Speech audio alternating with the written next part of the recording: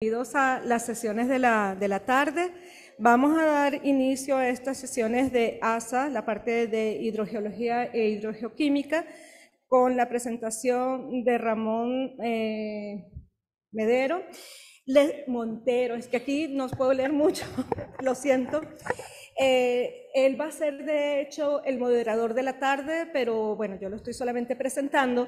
Y les recuerdo a todas las personas que estén tanto presentando online como aquí en la sala para presentar después, que a los 8 minutos se les va a mostrar el semáforo amarillo, a los 10 minutos el semáforo rojo, y a los 15 minutos, bien sea que estén en el periodo de preguntas o que no hayan terminado la charla, simplemente vamos a solicitarles que por favor terminen inmediatamente para poder seguir con la siguiente y poder continuar con el programa del día.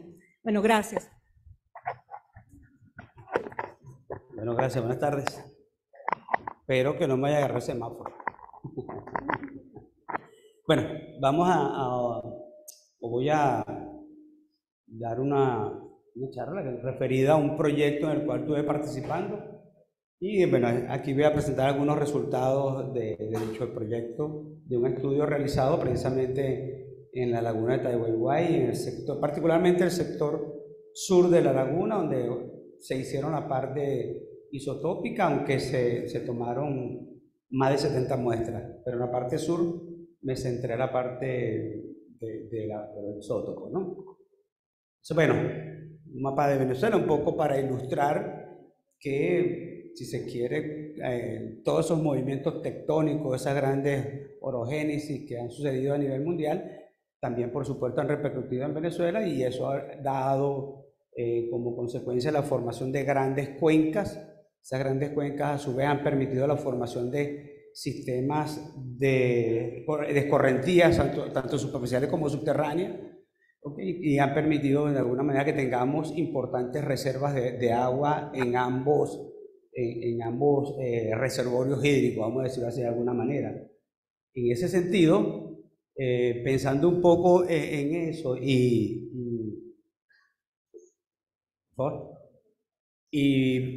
viendo un poco que desde el punto de vista de lo que es el acelerado crecimiento demográfico que ha ocurrido en las grandes ciudades y que ha conllevado precisamente a un proceso importante de contaminación de las aguas superficiales, y eso ha hecho entonces que sencillamente se dirija ahora la mirada más hacia las aguas subterráneas, hacia su uso, un poco considerando que estas a su vez tienen muchas ventajas con respecto a las aguas superficiales, y particularmente esto en cuanto a que de alguna manera son un poco más difíciles de contaminarse, aunque una vez contaminada, bueno, la cosa se pone un poco difícil para lo que se refiere al proceso de poder remediarlas, ¿no? Y bueno, aquí esta lámina sencillamente lo que muestra algunos de los grandes tipos de actividades que realiza el hombre, que puede precisamente conllevar a la contaminación de las aguas, como las actividades urbanas, actividades agrícolas, pecuarias, las actividades asociadas a depósitos, por ejemplo, de relleno sanitario, de ubicación de almacenamientos por ejemplo, hidrocarburos y derrames de estos por lixiviación y daños en los mismos. Y bueno, conllevan una serie de procesos que precisamente pueden conllevar a la contaminación de las aguas. En ese sentido, un poco pensando en que, dada la importancia que las aguas subterráneas tienen para Venezuela, a tal punto que prácticamente más del 50%, un 50% de las aguas utilizadas en alguna de esas actividades mostradas allí, precisamente provienen de las aguas subterráneas. Entonces, este trabajo precisamente se centra en una de las regiones cuyo actividad antrópica es bien importante, que es en la cuenca del lago de Valencia, y particularmente se escoge la laguna de Taiwaihuay, un sector ubicado hacia el sureste precisamente o hacia el este más o menos de la laguna del lago de Valencia, donde se practican esas actividades.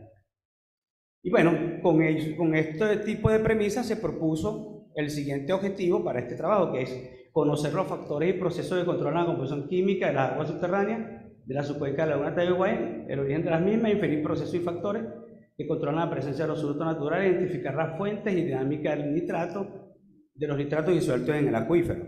Por favor. Ubicación de la cuenca, en este caso del lago de Valencia y particularmente de la subcuenca de la laguna de Tayoguay. Algunas características importantes que siempre tomamos en cuenta cuando vamos a hacer estudios de este tipo, de corte hidrogeológico o hidrogeoquímico, tomamos en cuenta factores como por ejemplo el clima, todas las condiciones climáticas que existen en la zona, que incluye evapotranspiración, precipitación, temperatura máxima, temperatura media. Y bueno, la parte geológica, que por supuesto, si queremos hacer hidrogeoquímica, tenemos que conocer el contexto geológico en términos general, no solo de la parte superficial, sino también por lo menos tener una idea de qué tenemos en el subsuelo para poder realizar algunas interpretaciones una vez que tengamos los resultados. En la parte hidrogeológica, bueno, cómo está constituido en este caso la parte de la subcuenca de Huehuay. Hablamos de capas de sedimentos permeables, semipermeables e impermeables. Las capas permeables constituidas por gravas y arenas granulocristales de base a tope y en posiciones verticales cotas de litología favorables. Y un poco que se tiene hacia el noreste y noroeste en cuanto a los tipos de suelos allí presentes. Algo importante que es señalado inclusive en trabajos anteriores y que Alvarado ha apuntado un poco a eso y es señalando que en la cuenca de la Valencia se ha producido una inversión de flujo subterráneo penetrando el agua de este hacia el acuífero y generando su contaminación. Que eso, bueno, se trata sencillamente de dilucidarse, no solo desde el punto de vista de hidráulica de pozo, vamos a decirlo de alguna manera, haciendo poras de bombeo, sino también con la parte química, es decir, con los análisis de los pozos cercanos al lago y tomando inclusive muestras del lago mismo. Este es entonces nuestra zona de estudio. Se tomaron 73 muestras en pozos de bombeo y 2 muestras del lago de la laguna de Tayoguay hacia el sur, más o menos 41 muestras, más o menos 45 por allí, y el restante hacia el norte. ¿Qué diferencia importante hay aquí? Hacia el norte, desde el punto de vista de las actividades que ocurren en zonas, son más que todo industriales y urbanas, mientras que hacia el sur está muy centrado a las partes agrícolas. Entonces ya tenemos 2 grandes diferencias ahí en cuanto a una posible fuente de solutos por la parte antrópica, por supuesto, por las distintas actividades. Más adelante, por favor. Bueno, en este caso lo clásico, cómo dividimos la parte metodológica, una fase de precampo, una fase de campo y una fase de laboratorio, mostrando, quizás no a detalle, porque eso nos pudiese llevar más o menos cierto tiempo, por favor, lo que es en este caso la etapa de precampo. ¿Okay? Por favor, más, sí, por favor, sí. ¿Qué implica? Bueno, en este caso es cómo vamos a nosotros, qué hacemos con los materiales que nos vamos a llevar a campo y con los equipos, que tienen que tener de alguna manera una preparación previa para poder permitir que tomemos las muestras con cierto grado de confiabilidad. Dale, por favor. ¿Okay? La etapa de campo que implica medida de parámetros físico-químicos como pH, temperatura, conductividad, rotulado de envase, eso todo referente a la fase de campo. Esto con respecto precisamente a esos envases, cómo se toman cada una de las muestras y cómo se van a preservar las mismas, dependiendo de los analitos, en este caso dependiendo de si estamos hablando de elementos mayoritarios, elementos traza, estamos hablando de isótopos, ¿ok? Entonces cada uno va a tener un cuidado y una manera de ser tomado y preservado. Adelante, por favor. La etapa de laboratorio, también esa fase involucrada. Y bueno, ahora vamos a hablar un poco de los resultados obtenidos.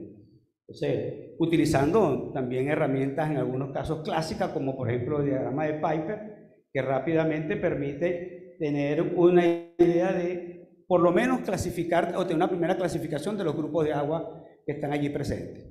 Y este diagrama precisamente nos permitió identificar, bueno, la presencia de al menos 4 grupos de aguas allí, ¿okay? De tipo bicarbonatada sódica, sulfatada cálcica magnésica, bicarbonatada cálcica magnésica y clorada cálcica.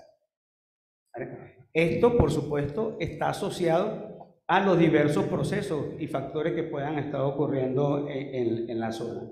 Adelante. Dentro de los resultados hay herramientas también que se usan, como por ejemplo estos diagramas de relación molar, por ejemplo, sodio-cloruro en función de la conductividad, que permite diferenciar procesos, en este caso indicar, bueno, esas aguas están asociadas a meteorización, por ejemplo, de silicatos, ¿ok? O la que sigue, por ejemplo, que nos puede dar ideas de que están procesos de, por ejemplo, intercambio iónico en la zona.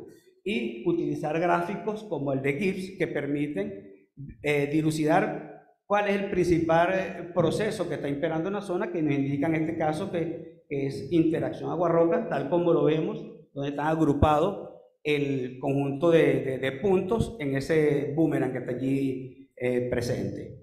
¿Verdad? Desde el punto de vista, entonces, de la especie importante, que de alguna manera nos arrojó datos importantes, es el nitrato, que observemos que tiene concentraciones extremadamente altas en muchos casos, que pueden llegar inclusive hasta los 83 hasta 111 ppm de nitrato. Si nosotros vamos a la norma nos indica que debe tener por lo menos ya por encima de 10 ppm, comenzamos a hablar de contaminación. Entonces vemos que ahí el proceso de contaminación es importante. Y algo que nosotros relacionamos fue también, que llamó la atención, es la presencia de bicarbonato. Hay una correlación bicarbonato-nitrato.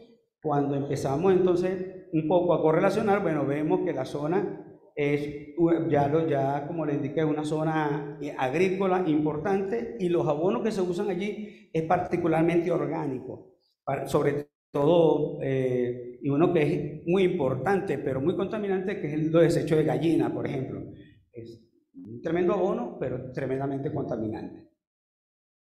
Y una manera entonces de tratar de nosotros identificar cuál es el origen de ese contaminante fue usando precisamente los isótopos de nitrógeno 15.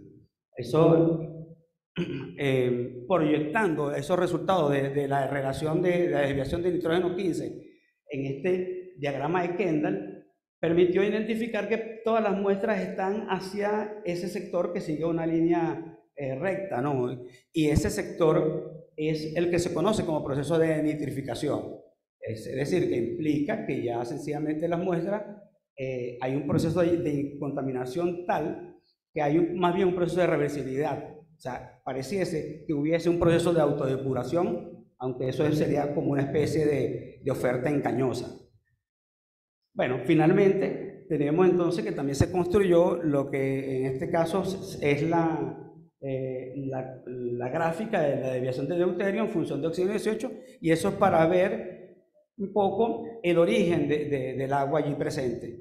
Si podemos observar, vemos que todas las muestras caen sobre esa curva de evaporación, y fíjense que la laguna de Taiwán está allí, lo que implica que pareciese haber una correlación directa, ¿ok?, con la laguna de Taiwán, o a través de procesos sencillamente de evaporación para todas las aguas, o que hubiese algún tipo de proceso de sobreexplotación y las aguas se pudiesen estar contaminando con las aguas del lago. Y bueno, así llegamos entonces a lo que serían las conclusiones de este estudio, que indica, bueno, se identificaron 4 fases hidroquímicas, que son las allí señaladas, y los principales procesos de control de la composición química de las aguas subterráneas son la interacción agua-medio poroso, a través de intercambio iónico, de la disolución de carbonato. Había otra serie de relaciones que permitió llegar a esa conclusión. Silicato, limonicicato y yeso, mientras que los factores están asociados a la evaporación, la litología, las actividades agrícolas, avícolas, ganaderas y domésticas, y la sobreexplotación de pozos. Las aguas subterráneas son de origen meteórico, recientemente incorporadas a los acuíferos en altas cotas a través de sus áreas de recarga y de agua evaporada proveniente de la laguna y el retorno del sistema de riego. Las altas concentraciones de nitrato determinadas deben su origen a la exhibición de los fertilizantes artificiales y del uso de urea y de abonos de origen ganadero y avícolas aplicados durante las prácticas agrícolas. No se descarta la influencia de aguas residuales y los valores de nitrato están siendo controlados por un fuerte proceso de nitrificación que está conllevando a la autodepuración de dicho sistema en cuanto a los niveles de esta especie química se refiere, y cuyo proceso de la materia orgánica como agente donadora de electrones juega un papel importante. Algo que no señalé es que también se tomaron muestras sólidas de esos abonos, de esos abonos orgánicos, y también fueron graficados y cayeron precisamente en esa curva que está allí. Bueno, eso es todo y abierto a cualquier pregunta.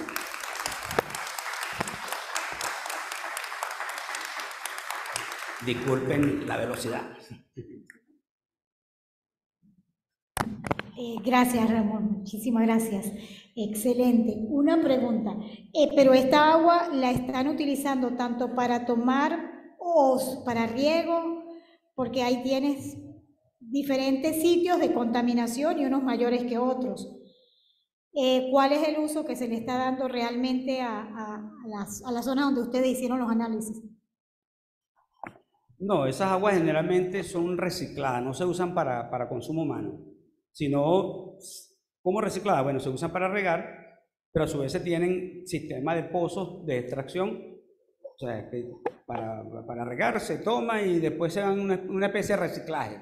Eso, por supuesto, también va llevando a procesos de contaminación, va haciendo que el agua se vaya salinizando poco a poco. Si a su vez el arado, el sistema arado es deficiente, por ejemplo, entonces puede ir quedando problemas también. Pero básicamente no se usa para consumo humano. Sí, en algunas situaciones vimos pequeñas parcelitas que tienen piscinas o algo así, entonces sin embargo le realiza su proceso de exploración, todo ese tipo de actividades.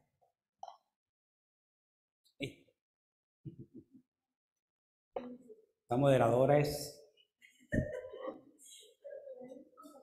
No, está bien.